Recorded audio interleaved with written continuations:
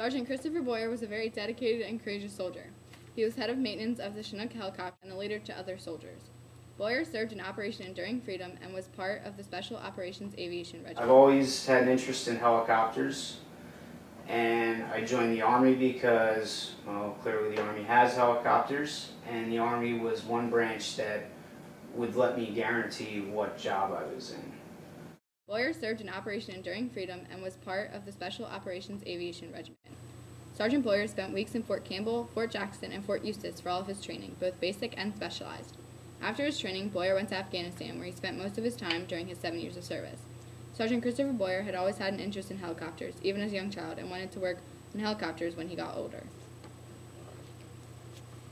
Sergeant Boyer's main objective in the Army was to fix the Chinook helicopters. He was a maintenance leader of a crew with 4 other men. His group was able to change rotor blades, change an engine, and many other repairs. He would take care of helicopters that had scheduled repairs or random inspections. Boyer says that he would always feel pressured to have the helicopters fixed correctly. Every one of our helicopters had to be running at all costs, and we did not stop until they were repaired and they were ready to fly. The helicopter wasn't ready on time or fixed correctly, it could mess things up for everyone. Not only did Boyer and his men repair helicopters, but also they helped with making food, guard duty, and other random things.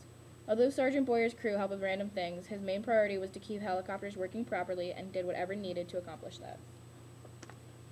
Christopher Boyer was sent to Fort Jackson, South Carolina. There he did weapon training, hand grenades, rifles, and field training exercises. He was required to dig trenches, scent perimeters, and hold guard duty in the middle of the night. He also had a little bit of first aid training. Boyer remembers getting crammed on the bus when driving to another base called Fort Eustis, and he and other members were told to dump all of their bags out. The bags were checked for drugs, cigarettes, etc. It was to make sure they weren't carrying anything they weren't supposed to. The first few days consisted of getting military clothing, haircuts, and getting ready for the rest of training and adjusting to military. Do you remember anything specifically about having instructors?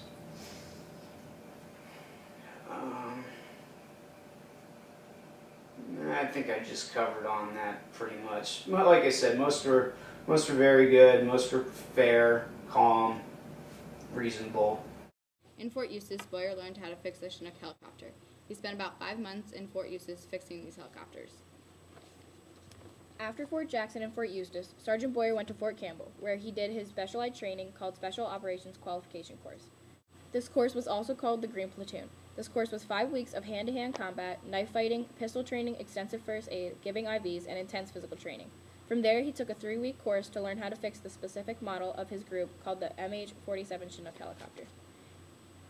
Air Mobility Command Operator was another course that he had taken. He learned how to tear down aircrafts, how to build pallets, how to balance loads so the plane would have the best gas mileage, how to load Air Force jets with all equipment so it was ready for combat.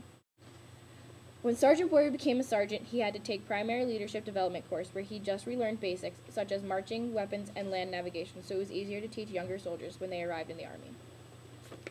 Boyer remembers much about Afghanistan. When he first arrived, he flew on a C-17, which is a big Air Force jet. Boyer said that the mountains there were the most impressive and beautiful things he had seen. Given that the altitude was higher than here, many of the soldiers got very bad nosebleeds and respiratory infections. It was very dry and dusty, which made it very hard to breathe for them. A normal day didn't really exist for Sergeant Boyer because there was always something different occurring. An uneventful day started with the soldiers grabbing breakfast and then heading to the flight line to see what the flight crews reported from the night before. They would spend the day going through making adjustments to helicopters that were damaged and making inspections.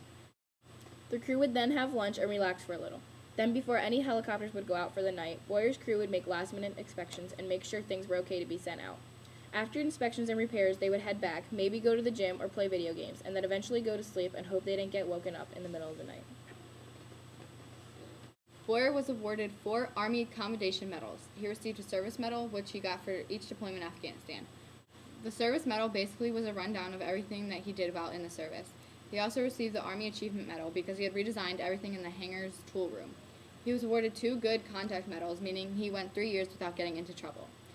He also received the Afghanistan Campaign Medal, National Defense Service Medal, the Global War on Terrorism Expeditionary Medal, and Basic Aviation Badge. Sergeant Christopher Boyer was awarded all of these medals because of his courageous acts and his input in the Army. Sergeant Christopher Boyer was a great soldier who was dedicated to his country for 7 years and gave his life to the Army. He helped put helicopters back together and fix them completely. His training took a long time, but it all paid off for his work following all of the training. I joined because I wanted to be there. Although he enjoyed the Army and the work he had done, he was happy to come home and see his family. His services will always be appreciated by many.